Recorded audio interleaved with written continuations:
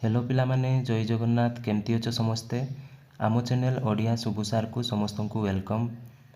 पिलामाने बही तो चेंज हो जाइए तुम मैंने सब जानिथिबो नुआ नुआ टॉपिक मध्य सब देइछि।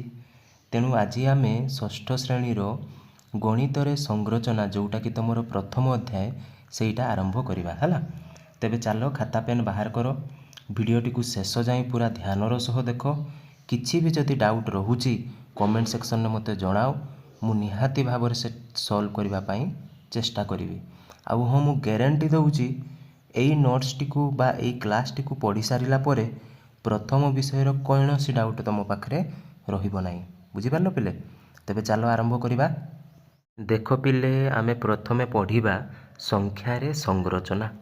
संख्यारे संरचनार आगरे अर्थ बुझिबा आमे। तो संख्यार संरचना माने संख्या कहले पिले जानिछ 1 2 3 4 5 एमिति करिकी 233 425 आमे असंख्य जाए गोटे गोटे एगुडा संख्या। तार संरचना संरचनार अर्थ होउची एक निर्दिष्ट क्रम। एक निर्दिष्ट क्रम यार अर्थ कौन पिले मुझे लिखी देख 1 लिखिली तापर लिखिली 2 तापर मु 4 लिखिपारि कि ना लिखिपारिनी। कहीं लिखिपारिनी ना 1 पर जो 2 है 1 बढ़ी 2 पर मध्य 1 बढ़ो केते हेबो 3 हेबो। तेणु जदि मु 1 2 पर 4 लिखुची एटा एक निर्दिष्ट क्रम हो नहीं। तेणु ताकू आमे संरचना कहि परिबा नहीं। एक निर्दिष्ट क्रम रे जदि कौन सी संख्या किंबा कौन सी चित्र थिबो ताहाकू आमे संरचना बोली कहिबा। बुझीगला पिले। नेक्स्ट देखो कौन लिखी मु नोट रे संख्या शैली गुड़िक सरल एवं मजादार। आमे जदि एई भड़िया संख्या गुड़िक निर्दिष्ट शैली रे लिखिबा सेगुड़ा पढ़िबा पाई मजादार देखिबा पाई मध्य मजादार। उदाहरण गोटे देइछि देखो पिले जेमिति आमे 0 1 2 3 4 एमती आगू बढ़ू गोटे गोटे अंक आग को बढ़ी तेणु सेटा देखा मजा लगुच।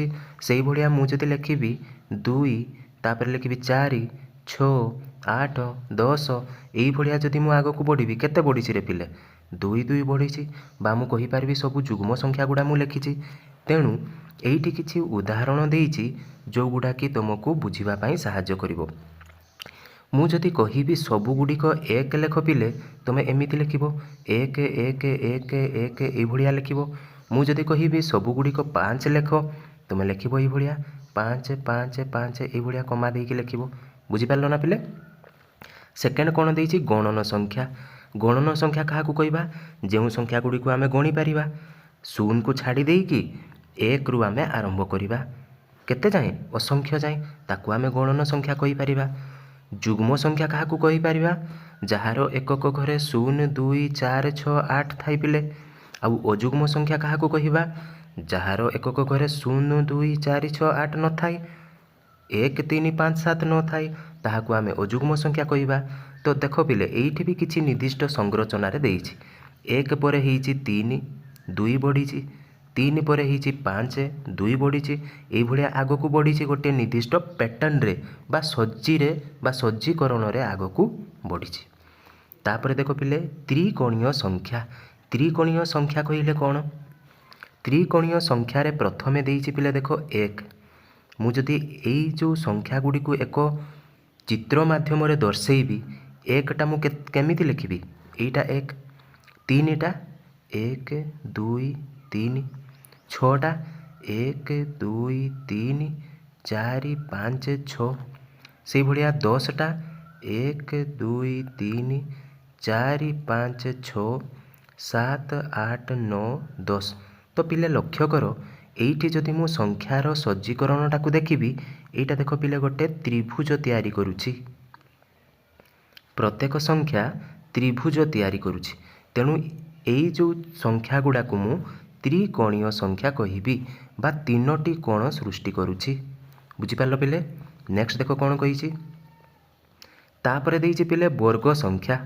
वर्ग संख्यार अर्थ सेहीपरि मु जदि एई अंक गुड़ी को सज्जीकरण करी ताहा गोटे वर्ग चित्र तैयारी हेबो। केमिति देख पिले 1 जदि मु लेखु करुछि तेबे एइटा होउछि गोटे वर्ग चित्र मध्य रहिबो 4 देख 1 2 3 4 देख गोटे वर्गचित्र मध्य आसूची 9 1 2 3 4 5 6 7 8 9 ये भाया देख गोटे वर्गचित्र आसूची बुझीपार ना पिले बा आमे एमिति कहि परिबा वर्ग संख्या कहिले आमे पढ़ीचु गोटे संख्या को दी थर गुणन करिबा एक रो वर्ग केते ही जाई पिले एक रो वर्ग हुए एक गुणन एक केते एक दुई रो वर्ग केते हुए पिले दुई गुणन दुई समान 4 तेबे एक तापर आसीबो 4 तापर आसीबो 3 गुणन 3 9 तापर आसीबो पिले 16 25 36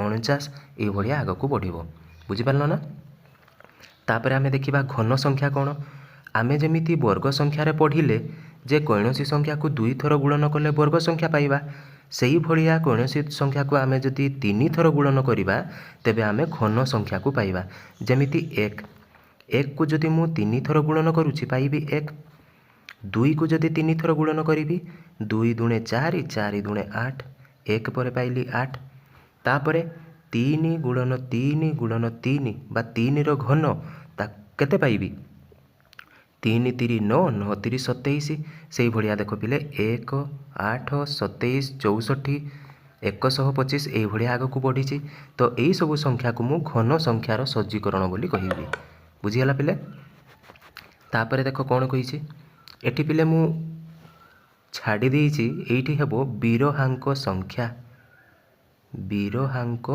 संख्या क्या कहवा देख विरहांक संख्या है पैटर्नटा केमिति देइछि 1 2 3 5 8 13 21 ये भाया देइछि तो यहीटा सज्जीकरण केमिति हेइछि देख बा विरहांक संख्या कौन आमे कौन करिबा 1 रे 2 मिसेइबा काहा को पाइबा 3 को पाइबा पुणी 2 रे 3 को मिसेइबा 5 पाइबा 3 आउ 5 को मिसेइबा 8 को पाइबा 5 आउ 8 को मिसेइबा 13 को पाइबा 8 आउ 13 को पाइबा 21 को पाइबा पुणी आग को जदि बढ़िबा केमिति हेबो 13 रे 21 को मिसेइबा 3 1 4 2 1 3 34 को पाइबा तो यही भलिया जो क्रम रहिला ताहाकु आमे विरहांक संख्या बोली कहिबा बुझियाला पिले तापरे देखो 2 आधार विशिष्ट घात संख्या 2 आधार विशिष्ट घात संख्या कौन जो संख्यार आधार 2 थिबो एमिति पिले आमे घात संख्या लेखु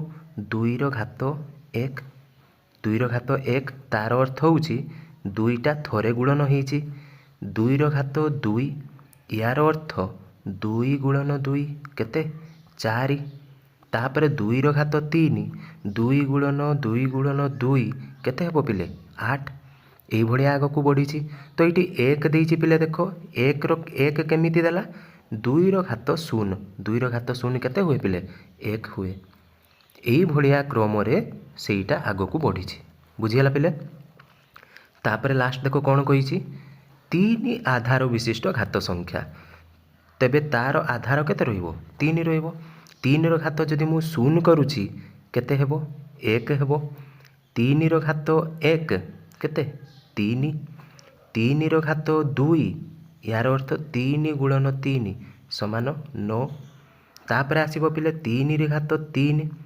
3 गुणन 3 केते आसीबो 27 यही भलिया आग को बढ़िबो तेबे ताकू आमे कौन कहिबा 3 आधार विशिष्ट घात संख्यार क्रम बा सज्जीकरण संख्या श्रेणीर दृश्यमानता चित्र व्यवहार करने द्वारा संख्या श्रेणी गुड़ी को बुझा अधिक सहज होता है पिले मु जेमिति बुझेइली तुमको वर्ग संख्याटा केमिति आमे 1 रो वर्ग केते पिले 1 ताकू आमे गोटे गोल दउथिले तापरे 2 रो वर्ग केते पिले 4 ताकू आमे एमिति लिखुथिले तो आमे जदि चित्र माध्यम रे कोनोसी संख्यार सज्जीकरण को दर्शाइबा तेबे बुझिबा पाई आमको सहज होता है एवं यही जो सज्जीकरण आमे डॉट बा बिंदु साहाय्य दृश्यमान करई पारिबा बुझिपारल ना पिले तो एइठु आमे शिखिले आमे जदि कोनोसी पैटर्न को बा शैली को बुझी पारुनु आमे चित्र माध्यम रे बुझिले आमे शीघ्र बुझी पारिबा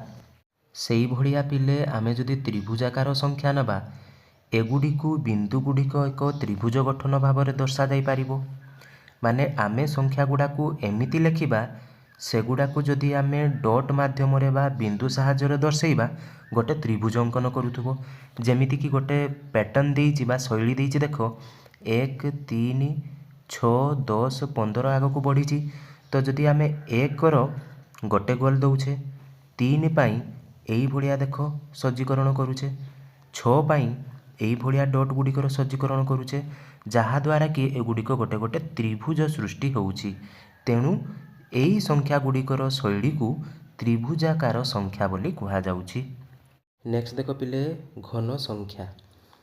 ଘନ ସଂଖ୍ୟା କାହାକୁ କହିବା? ମୁଁ ବୁଝେଇଥିଲି ଘନ କହିଲେ ଗୋଟିଏ ସଂଖ୍ୟାକୁ 3 ଥର ଗୁଣନ କରିବା। ଯେମିତି ମୁଁ 1ର ଘନ ବାହାର କରିବି, 1ର ଘାତ 3, 1 ଗୁଣନ 1 ଗୁଣନ 1 କେତେ?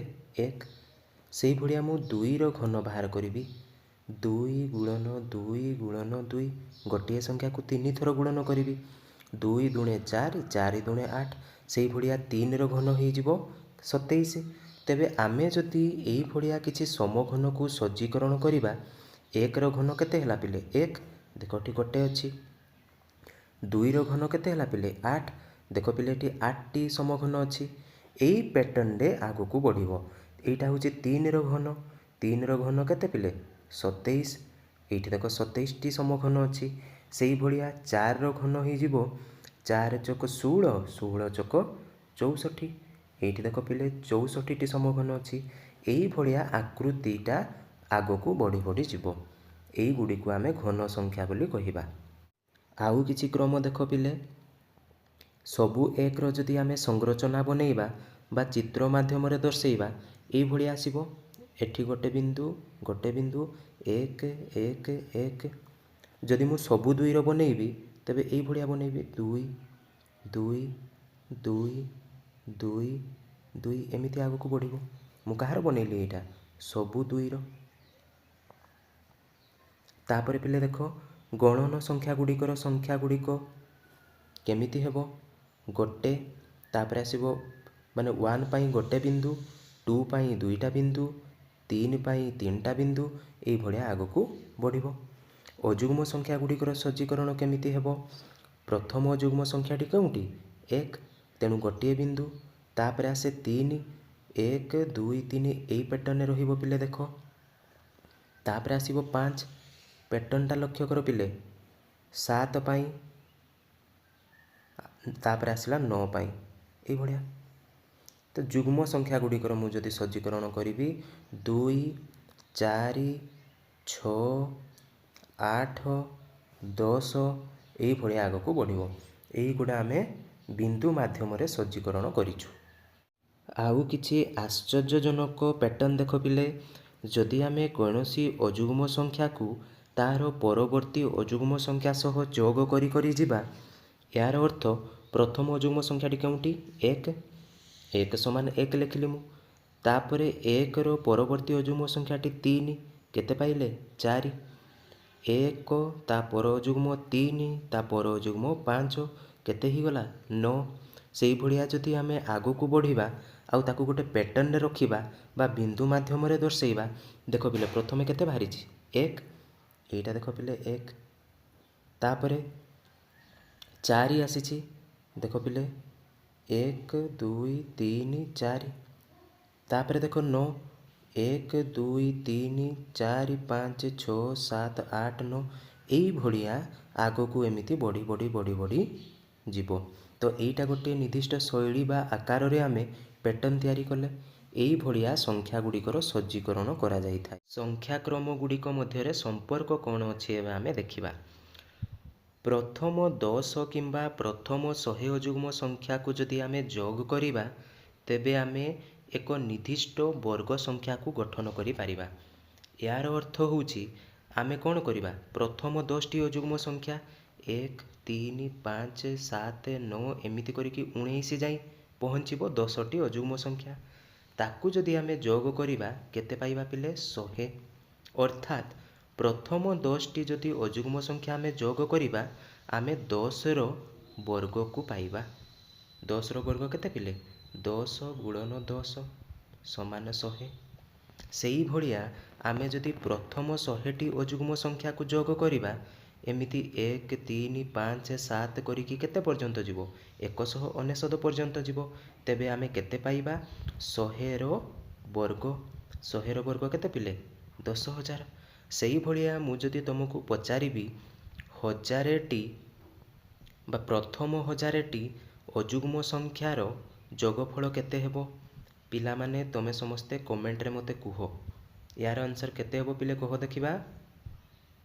ପିଲେ ଆମେ ସଂଖ୍ୟା ଗୁଡ଼ିକର ଯେମିତି ସଂରଚନା ପଢ଼ିଲେ ସେହିଭଳିଆ ଆକୃତି ଗୁଡ଼ିକର ମଧ୍ୟ କିଛି ସଂରଚନା ଅଛି ବା କିଛି ଢାଞ୍ଚା ଅଛି। ଗୋଟେ ନିର୍ଦ୍ଦିଷ୍ଟ ପ୍ୟାଟର୍ନରେ ଆକୃତି ଗୁଡ଼ିକ ମଧ୍ୟ ଥାଏ। ସଂଖ୍ୟା ଗୁଡ଼ିକ ପରି ଆକୃତି ଗୁଡ଼ିକରେ ବି ଢାଞ୍ଚା ଅଛି। ଏହି ଢାଞ୍ଚା ଗୁଡ଼ିକ 1 2 କିମ୍ବା 3 ମାପରେ ଥିବା ଆକୃତି ଗୁଡ଼ିକରେ ମିଳିପାରେ। ଏହି ଆକୃତି ଗୁଡ଼ିକର ଢାଞ୍ଚାର ଅଧ୍ୟୟନକୁ ଜ୍ୟାମିତି ବୋଲି କୁହାଯାଏ। ପିଲେ ଆମେ ସଂଖ୍ୟାର ସଂରଚନା ଯେତେବେଳେ ପଢ଼ୁଥିଲୁ, ସଂଖ୍ୟାର ସଂରଚନା ପଢ଼ିବାକୁ କ'ଣ କୁହାଯାଉଥିଲା? ନା ସଂଖ୍ୟା ତତ୍ତ୍ୱ କୁହାଯାଉଥିଲା। ସେହିପରି ଆମେ ଯଦି ଆକୃତି ଗୁଡ଼ିକର ସଂରଚନାକୁ ପଢ଼ିବା ତାକୁ ଆମେ କହିବା ଜ୍ୟାମିତି। ପିଲେ ମନେ ରଖ, ସର୍ଟ କ୍ୱେଶ୍ଚନ୍ ପରୀକ୍ଷାରେ ପଡ଼ିପାରେ ସଂଖ୍ୟାର ସଂରଚନାକୁ କ'ଣ କହିବା ଏବଂ ଆକୃତି ଗୁଡ଼ିକର ସଜ୍ଜୀକରଣ ବା ଢାଞ୍ଚାକୁ କ'ଣ କହିବା। ତେବେ ଆକୃତି ଗୁଡ଼ିକର ଯଦି ଆମେ ସଜ୍ଜୀକରଣ କରିବା, ପ୍ରଥମେ ପିଲେ ମନେ ରଖ ବାହୁ କ'ଣ? ଆମେ ଯଦି ଗୋଟିଏ ତ୍ରିଭୁଜ ବନଉଛେ, ଏଇ ଯେଉଁ 3ଟି ରେଖାଖଣ୍ଡ ରହିଲା ତାକୁ ଆମେ ବାହୁ ବୋଲି କହୁଛେ। 3ଟି ବାହୁ ତେଣୁ ତ୍ରିଭୁଜ। ଯଦି ମୁଁ କହିବି 4ଟି ବାହୁ ତେବେ ଆସିଯିବ ଚତୁର୍ଭୁଜ। ମୁଁ ଯଦି କହିବି 5ଟି ବାହୁ ତେବେ ଆସିବ ପଞ୍ଚଭୁଜ। 6ଟି ବାହୁ ତେବେ ଆସିବ ଷଡ଼ଭୁଜ। ଏଇଭଳିଆ ଆଗକୁ ବଢ଼ିବ। ଦେଖ ପିଲେ, 3ଟି ବାହୁ ବା 3ଟି ଭୁଜ ତେଣୁ ତାକୁ କହିବା ତ୍ରିଭୁଜ। 4ଟି ବାହୁ ତେଣୁ ତାକୁ କହିବା ଚତୁର୍ଭୁଜ। ଯାହାର 5ଟି ବାହୁ ତାକୁ କହିବା ପଞ୍ଚଭୁଜ। ଯାହାର 6ଟି ବାହୁ ତାକୁ କହିବା ଷଡ଼ଭୁଜ। ଯାହାର 7ଟି ବାହୁ ରହିବ ସପ୍ତଭୁଜ। ସେହିପରି ଯାହାର 8ଟି ବାହୁ ରହିବ ଅଷ୍ଟଭୁଜ। 9ଟି ବାହୁ ରହିଲେ ନବଭୁଜ ଏବଂ 10ଟି ବାହୁ ରହିଲେ ଦଶଭୁଜ। ପିଲେ ଦେଖୁଛ ନା, ଆମେ ଯଦି ପ୍ରଥମରୁ ଦେଖି ଦେଖି ଯିବା, କିଛି ଗୋଟିଏ ନିର୍ଦ୍ଦିଷ୍ଟ ଆକୃତିର ରହୁଛି, ସମ ଆକୃତିର ରହୁଛି ଏବଂ ସେଇଟା ଆଗକୁ ବଢ଼ି ବଢ଼ି ଯାଉଛି। ଆଉ କିଛି ପ୍ୟାଟର୍ନ ଦେଖ ପିଲେ, ଆକୃତିରେ ଆଉ କେମିତି ପ୍ୟାଟର୍ନ ହେଇପାରିବ। ଆମେ ସେଠି ରେଖାଖଣ୍ଡକୁ ନେଇକି ପ୍ୟାଟର୍ନ ବନେଇଥିଲେ ବା ଆମେ କ୍ରମ ବନେଇଥିଲେ। ଏଠି ଆମେ ବିନ୍ଦୁକୁ ନେଇକି ମଧ୍ୟ କ୍ରମ ବନେଇ ପାରିବା। ଏଇଟା ଗୋଟେ ଦେଖ ପିଲେ K2 ବୋଲି ଚିତ୍ର ଅଛି, ଯେଉଁଠିକି 2ଟି ବିନ୍ଦୁ ଅଛି। ସେଇଭଳିଆ K3 ଯେଉଁ ମୁଁ ନାମକରଣ କରିଛି, କେତୋଟି ବିନ୍ଦୁ ହେଲା ପିଲେ? 3ଟି। ତାପରେ ଯେତେବେଳେ ଆଗକୁ ବଢ଼ିବି 4ଟି ବିନ୍ଦୁ ଆସିବ। ତାପରେ K5ରେ 5ଟି ବିନ୍ଦୁ ଏବଂ K6ରେ ଏଇଭଳିଆ 6ଟି ବିନ୍ଦୁ ହେବ। ତେବେ ଯଦି ଆମେ ଏଇ ବିନ୍ଦୁର ସଂରଚନା କରିବା, ତେବେ ମଧ୍ୟ ଏଇଟା ଗୋଟିଏ ନିର୍ଦ୍ଦିଷ୍ଟ ସଂରଚନା ବା ପ୍ୟାଟର୍ନକୁ ଫଲୋ କରୁଛି। ତେଣୁକରି ଆକୃତିରେ ମଧ୍ୟ ବିଭିନ୍ନ ପ୍ରକାର ସଂରଚନା ସମ୍ଭବ ହୋଇପାରିବ। ଥାକ ହୋଇଥିବା ବର୍ଗ। ଏହି କ୍ରମ ବର୍ଗ ଗୁଡ଼ିକୁ ପରସ୍ପର ଉପରେ ଥାକ ହୋଇଥିବାର ଦର୍ଶାଏ।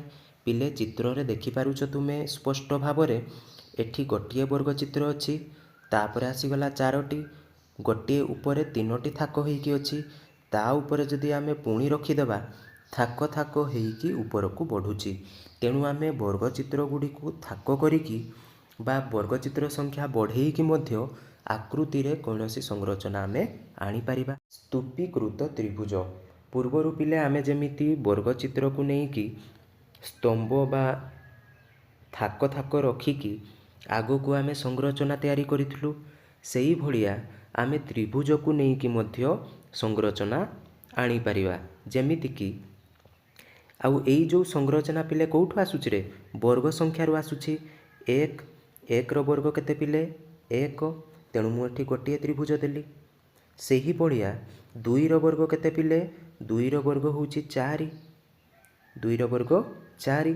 ତେଣୁ ଏଠି ମୁଁ ଏମିତି ତ୍ରିଭୁଜ ଗୁଡ଼ାକୁ ରଖିଛି, 4ଟି ତ୍ରିଭୁଜ, ଯେମିତିକି ଗୋଟିଏ ତ୍ରିଭୁଜ ଆକୃତି ହେଉଥିବ ବା ତ୍ରିଭୁଜ ଗୁଡ଼ିକୁ ମୁଁ ଥାକ ଥାକ କରି ରଖିଛି। ସେଇଭଳିଆ 3ର ବର୍ଗ କେତେ ପିଲେ? 9। 9ଟି ତ୍ରିଭୁଜ ଅଛି ଏଠି। ତାପରେ ଚାରିର ବର୍ଗ କେତେ ପିଲେ? 4 ଚକ 16। ଏଠି 16ଟି ତ୍ରିଭୁଜ ଅଛି। ଏଇଭଳିଆ ଆମେ ତ୍ରିଭୁଜର ମଧ୍ୟ ସଂରଚନା କରିପାରିବା, ଯେଉଁଟାକି ଗୋଟିଏ ନିର୍ଦ୍ଦିଷ୍ଟ ପ୍ୟାଟର୍ନରେ ବା ଶୈଳୀରେ ରହିବ ଏବଂ ଭଲ ଦୃଶ୍ୟମାନ ହେବ। ନିଦ ଲାଗୁନି ତୋର ପିଲାମାନେ? ଏଇ ବିଷୟଟା ହିଁ ସେମିତି ଅଛି ଯେମିତିକି ଆମକୁ ନିଦ ଲାଗିଯିବ, ବୁଝିପାରିଲ? ତ ତୁମେମାନେ ଖାତା ବାହାର କରିକି ଯାହା ଲେଖା ହେଇଛି ସବୁ ଉଠେଇ ଚାଲ। ମୁଁ କ'ଣ କରିଛି, ତୁମ ବୁକ୍ରୁ ସାମାରି ବାହାର କରିଛି, ଯେଉଁଟାକି ତୁମକୁ ପୁରା ବହିଟା ପଢ଼ିବାକୁ ପଡ଼ିବନି। ଏଇ ଯଦି ଭିଡ଼ିଓଟାକୁ ତୁମେ ଶେଷ ଯାଏଁ ଦେଖିଦେଉଛ ଏବଂ ନୋଟ୍ସ ବନେଇ ଦେଉଛ, ତେବେ ପ୍ରଥମ ଅଧ୍ୟାୟଟା ତୁମର କମ୍ପ୍ଲିଟ୍ ହେଇଯିବ, ପୁରୀ କମ୍ପ୍ଲିଟ୍ ହେଇଯିବ। ତେବେ ଦେଖ, ଏବେ ଆମେ କ'ଣ ପଢ଼ିବା? ବହିରେ ତୁମର ଗୋଟେ ଦେଇଛି କଚ, ଦେଇଛି ଏଠି ତୁଷାର। ତୁଷାର ମାନେ ଜାଣିପାରୁଛ ପିଲେ? ତୁଷାର ମାନେ ଯେଉଁ ଥଣ୍ଡା ଦିନରେ ଆମର ଉପରୁ ପଡ଼େ ନା ପିଲେ, ଏଇଭଳିଆ ଆକୃତିରେ ସେଇଟା ଥାଏ। ତ ଆମେ ଯଦି ଏଇଠି ଦେଖିପାରୁଛ ପିଲେ, କ'ଣ ଅଛି? ଗୋଟେ ତ୍ରିଭୁଜଟା। ତାପରେ ଯଦି ଆମେ ତାକୁ ଆଉ ଟିକେ ଢାଞ୍ଚା ବଦଳେଇ ଦେବା ବା ଅନେକ ଗୁଡ଼ିଏ ତ୍ରିଭୁଜ ନେଇଯିବା, ଏଇଭଳିଆ ଚିତ୍ର ଆସିଯିବ। ଆଉ କିଛି ତ୍ରିଭୁଜ ସେଠି ଏଡ଼୍ କରିଦେଲେ ଏଇଭଳିଆ ଆସିବ। ପୁଣି କିଛି ଯଦି ଆମେ ଏଡ଼୍ କରିଦେବା, ଏଇଭଳିଆ କିଛି ନିର୍ଦ୍ଦିଷ୍ଟ ସଂରଚନାରେ ଯିବ।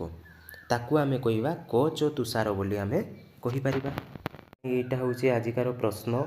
ତୁମେ ଏଇ ପ୍ରଶ୍ନର ଉତ୍ତର ମୋତେ କମେଣ୍ଟ ସେକ୍ସନରେ ଜଣାଅ। ତ ଆଜି ପାଇଁ ଏତିକି ଥାଉ। ବିଷୟଟା ତ ତୁମର ପୁରାପୁରି କମ୍ପ୍ଲିଟ୍ ହେଇଯାଇଛି। ତ ଯଦି ଭିଡ଼ିଓଟିକୁ ତୁମେ ପସନ୍ଦ କଲ, ତେବେ ଗୋଟିଏ ଲାଇକ୍ କରିଦେବ। ଜୟ ଜଗନ୍ନାଥ ପିଲାମାନେ, ରହୁଛି।